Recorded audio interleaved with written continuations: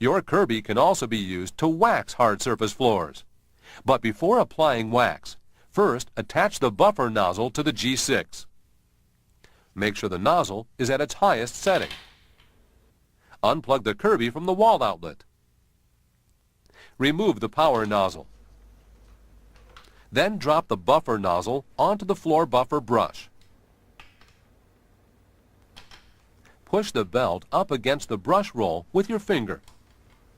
While holding the belt in place, turn the belt lifter to the left or counterclockwise until the red arrows line up. The belt lifter hook will catch the belt and stretch it upward into the nozzle. Attach the nozzle. Turn the belt lifter to the right or clockwise until the green arrows line up. Lower the headlight hood. Make sure tech drive is in neutral by stepping on the end side of the power assist pedal. Your Kirby is now ready for use as a buffer. To wax hard floors, assemble the roller waxer applicator by pushing the two halves together until the spring-loaded pin clicks into place. Remove the wax roller from the canister.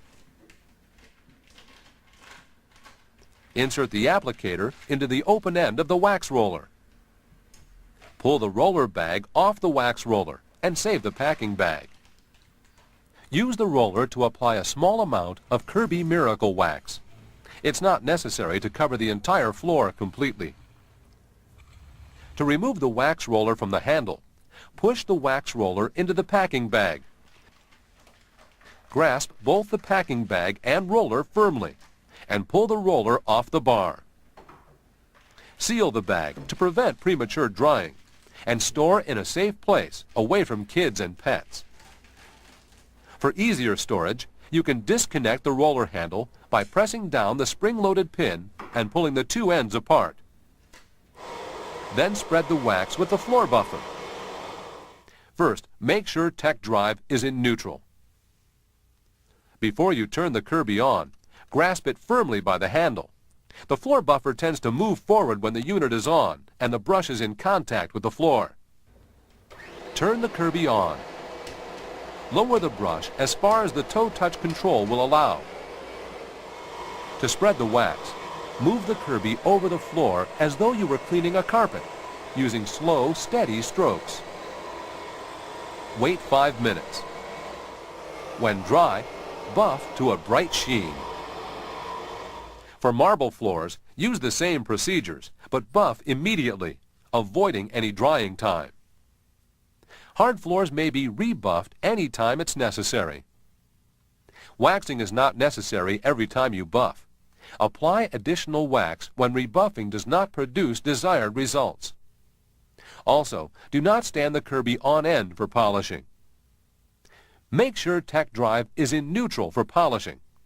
And do not use Kirby Miracle Wax on rubber or asphalt tiles.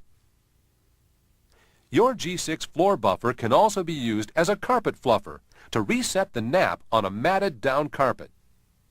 Before placing the Kirby on the carpet, make sure tech drive is in neutral and the nozzle is all the way up. Then place the cleaner on the carpet. Holding onto the handle firmly, start the G6 and lower the nozzle one notch at a time until the brushes contact the carpet. Engage Tech Drive Power Assist and push the G6 back and forth over the carpet. Lowering the brush too far may cause certain carpet types to fuzz. For that reason, use of the carpet fluffer is not recommended for delicate carpets. The turbo accessory system can be used for a wide variety of household jobs. It's a sander, a buffing unit, a scouring unit, and a massage unit. When using the turbo accessory system as a sander, it's always advisable to use safety glasses. The Kirby should be in the canister mode. To begin, unsnap the sander dust shroud at the rear of the tool and lift it off. Flip up the levers on the side of the turbo accessory to open the clamps. Select the correct grade of sandpaper needed for the job. Fine paper for a smooth finish, or coarse paper to clean rough surfaces or remove paint. Slide the sheet into the front clamp and lock the clamp lever. Tightly wrap the paper around the bottom of the turbo accessory and tuck the end into the rear clamp. Then lock the rear clamp. With the turbo accessory on a level surface, wrap the dust shroud around the sander with the opening to the rear and snap it shut. Be sure no metal objects, such as tacks or nails, are sticking up from the surface to be sanded. They could damage the turbo accessory or cause sparks, which could ignite dust. Insert the attachment hose into the end of the turbo accessory. Turn the Kirby on. Press the on button on top of the sander and grip the sander at the front and rear. While applying light pressure, move the sander over the surface slowly, allowing it to do the work. Don't force it or lean heavily on it. That will only slow it down, and the tool works best at high speeds. Replace the disposable filter bag after extended sanding because the dust is fine and tends to plug the pores of the bag.